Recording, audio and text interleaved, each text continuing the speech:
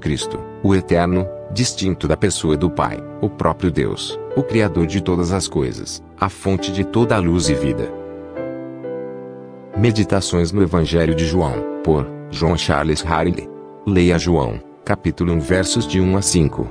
O Evangelho de João, que começa com esses versículos, em muitos aspectos difere dos outros 3 evangelhos. Contém muitos fatos que os outros omitem, e omite muitos que os outros contêm. Facilmente poderíamos apresentar boas razões para existirem estas diferenças, mas é suficiente lembrar que Mateus, Marcos, Lucas e João escreveram sob a inspiração direta de Deus. No plano geral e nos detalhes particulares de seus respectivos evangelhos, tudo quanto registraram ou deixaram de registrar, todos os 4 foram igual e completamente guiados pelo Espírito Santo. Quanto aos fatos que o apóstolo João foi especialmente inspirado a relatar, basta fazer uma observação. Os assuntos que são peculiares a esse evangelho estão entre as possessões mais preciosas da Igreja de Cristo. Nenhum dos outros evangelistas fez declarações tão completas como as que vemos nesse evangelho, sobre a divindade de Cristo, a justificação pela fé, os ofícios de Cristo, a operação do Espírito Santo e os privilégios dos que creem. Sem dúvida, Mateus,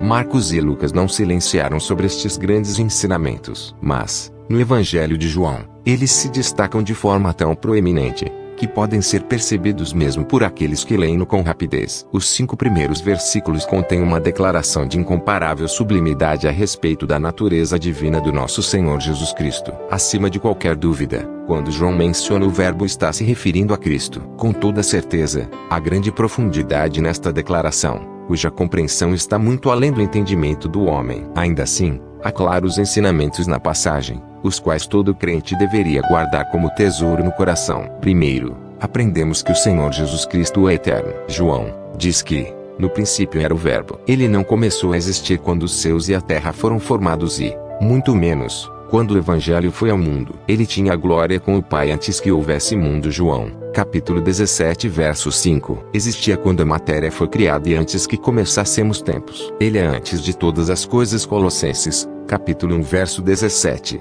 Existe desde toda a eternidade. Segundo, aprendemos que o nosso Senhor Jesus Cristo é uma pessoa distinta de Deus, o Pai, e, ainda assim, é um com Ele. João diz que o Verbo estava com Deus. O Pai e o Verbo, embora sejam 2 pessoas, são ligados por uma união inefável. Desde a eternidade, onde quer que Deus Pai estivesse, ali também estava o Verbo, o Deus Filho, iguais em glória, o eternos em majestade, mas uma só divindade. Este é um grande mistério. Feliz aquele que o recebe com a atitude de uma criança, sem tentar explicá-lo. Terceiro, aprendemos que o Senhor Jesus Cristo é o próprio Deus. João diz que o Verbo era Deus. Ele não é meramente um anjo criado ou um ser inferior a Deus, o Pai, investido de poder, da parte do Pai, para redimir os pecadores. Não é menos que o Deus perfeito. É igual ao Pai, no que concerne a sua divindade. Ele é Deus, possuindo a mesma natureza que o Pai, existindo antes da fundação do mundo. Quarto, aprendemos que o Senhor Jesus Cristo é o Criador de todas as coisas. João diz que todas as coisas foram feitas por intermédio dele, e sem ele nada do que foi feito se fez. Longe de ser uma criatura de Deus, como alguns hereges têm falsamente afirmado, ele é o ser que fez o universo e tudo que nele há. Mandou ele, e foram criados. Salmo 148, verso 5. Por último, aprendemos que o Senhor Jesus Cristo é a fonte de toda a luz e vida espiritual. João diz que a vida estava nele, e a vida era a luz dos homens. Ele é a fonte eterna, e somente dela os filhos dos homens têm recebido vida. Eram provenientes de Cristo toda a luz e vida espiritual que Adão e Eva possuíam antes da queda. Era inteiramente procedente de Cristo toda e qualquer libertação de pecado e morte espiritual, experimentada por qualquer filho de Adão, desde a queda. Também, qualquer iluminação de consciência ou entendimento obtida desde então. Em todos os tempos, a maior parte da humanidade tem se recusado a conhecê-lo, esquecendo-se da queda e da necessidade de um salvador pessoal. A luz tem constantemente resplandecido nas trevas, e a maioria dos homens não a tem compreendido. Mas, se qualquer dos incontáveis seres humanos, homens e mulheres, já receberam luz e vida espiritual,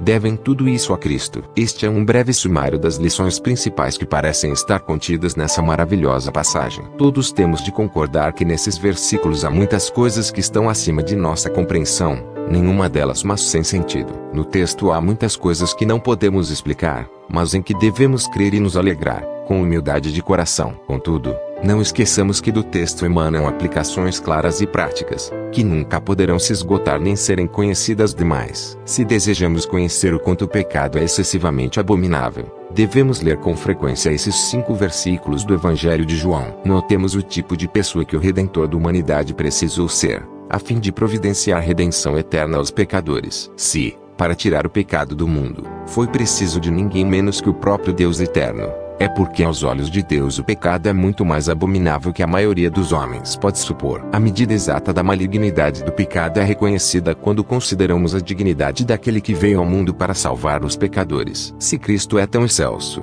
então o pecado é realmente abominável. Se desejamos conhecer o fundamento da esperança do verdadeiro crente, devemos ler com frequência os 5 primeiros versículos do Evangelho de João. Notemos que o Salvador, no qual o crente é convidado a confiar, é nada menos que o Deus eterno, capaz de salvar cabalmente a todos os que, por seu intermédio, vêm ao Pai. Ele, que estava com Deus e era Deus, é também Emanuel, Deus conosco. Damos graças a Deus por nossa esperança estar firmada naquele que é poderoso. Salmo 89 verso 19. Em nós mesmos somos grandes pecadores, mas em Jesus Cristo temos um grande Salvador. Ele é a sólida pedra fundamental, capaz de suportar o peso do pecado do mundo. Aquele que nele crê não será de modo algum envergonhado. Primeira Epístola de Pedro, capítulo 2 verso 6.